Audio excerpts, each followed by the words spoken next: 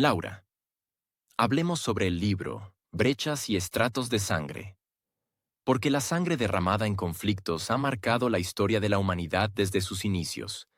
Pero lo que pocos saben es que existe una dimensión espiritual detrás de cada gota vertida que sigue afectando a las naciones hasta hoy. Es un tema difícil de abordar, pero aquí podemos dar algunos puntos interesantes para nuestros oyentes. Mm, Interesante, Víctor. Es fascinante cómo el texto conecta eventos históricos con estas brechas de sangre espirituales, y cómo esto se une a la manera en que las escrituras definen la importancia de la sangre. ¿Podrías explicar más sobre ese concepto? Bueno, Laura, el autor plantea que cuando hay un derramamiento masivo de sangre inocente, se abre una brecha espiritual que puede permanecer activa por generaciones, afectando el destino de pueblos enteros.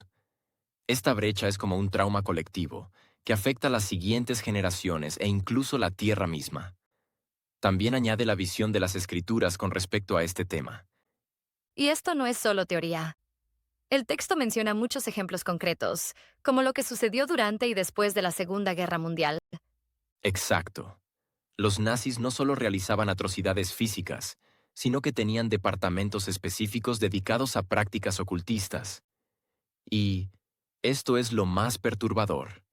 Ese conocimiento oscuro no desapareció con la caída del Reich. Oh, ¿te refieres a cómo muchos de estos conocimientos se trasladaron a América Latina y a el resto del mundo, cuando los nazis encontraron refugio allí? Precisamente. Y aquí es donde entra en juego lo que el autor llama la ley del péndulo. Cuando una nación sufre violencia extrema, tiende a reaccionar con la misma intensidad en la dirección opuesta. Esto hace que ya no solo sea un asunto de nazis, también los que fueron sus enemigos comienzan a usar métodos y creencias similares. En vez de detenerse la violencia, esta parece expandirse en nuevas prácticas. Como lo que sucedió con el ejército soviético en la toma de Berlín. Esa venganza brutal que mencionas. Y después de la toma de Berlín, hubo un fraccionamiento de Alemania que duró décadas, hasta la caída del muro en tiempos de Gorbachev. Así es, Laura. Y lo más sorprendente es que estas brechas tienen consecuencias tangibles. El texto menciona el caso bíblico de David, cuando hubo 3 años de hambre en Israel, debido a la sangre que Saúl había derramado. Las escrituras relacionan la sangre derramada en un territorio con repercusiones ecológicas. ¿Conoces alguna iglesia que tenga esto en mente cuando algo ocurre en su territorio? Probablemente sean poquísimas, pero la escritura lo menciona como algo cierto.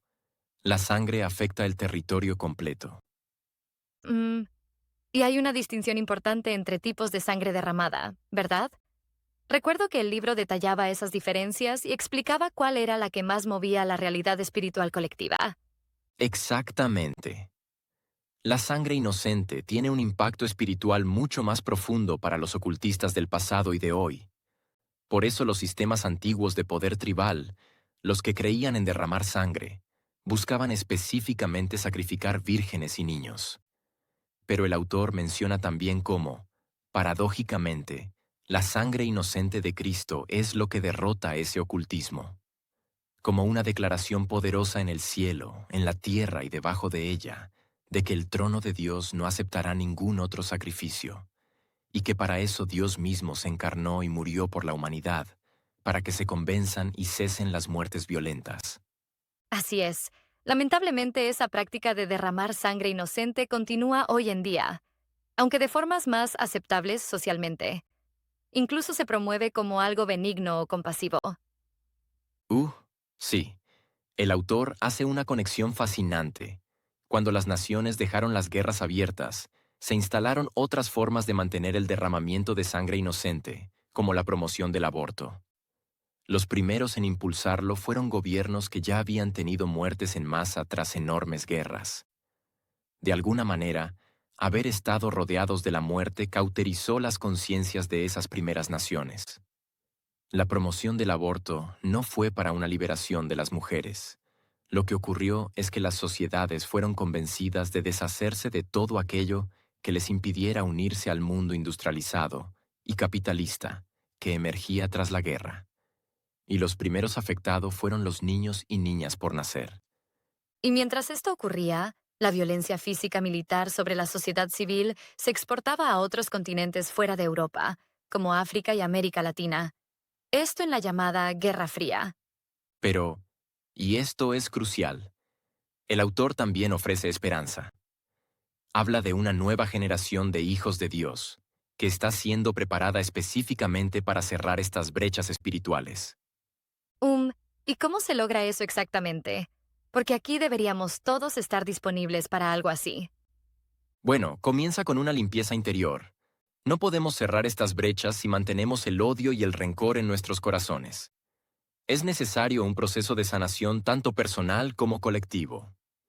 Algo que solo es posible por medio de Cristo. Y supongo que también requiere entender nuestra historia, reconocer estas brechas en nuestros territorios. Exacto.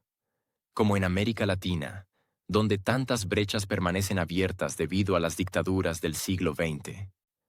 O en África, con sus conflictos tribales y guerras civiles.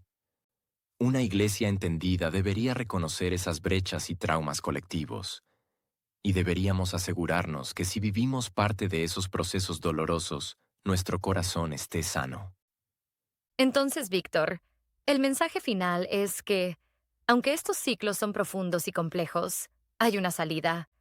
En Cristo tenemos respuesta para algo que el mundo no puede lidiar por sí mismo, porque para esto, que es espiritual, se requieren armas espirituales.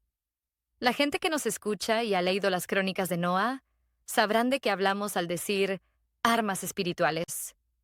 Sí, y requiere un compromiso serio con la verdad y la transformación. No es suficiente con reconocer la historia.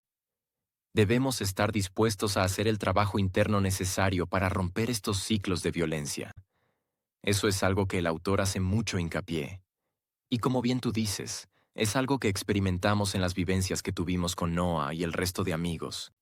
Y quizás ese sea el mayor desafío, estar dispuestos a mirar honestamente nuestra historia colectiva y nuestras propias heridas internas. Sí, puede ser desafiante. Así es, Laura. Como dice el autor, la sangre derramada tiene una voz que sigue clamando a través de las generaciones. La pregunta es, ¿estamos listos para escuchar y actuar? Yo me apunto. Y espero que nuestros oyentes también. Ya saben, amigos, Brechas y estratos de sangre, un libro escrito para una iglesia dispuesta a sanar la tierra. Pueden encontrarlo en la página www.seamosiglesia.com en la sección de lectores. Les dejaremos el link en la descripción de este video. Nos vemos en otro podcast con Víctor y quien les habla, Laura. Y también en esa misma página pueden encontrar las crónicas de Noah. Para aquellos que no nos conocen, podrán saber un poco más de nosotros.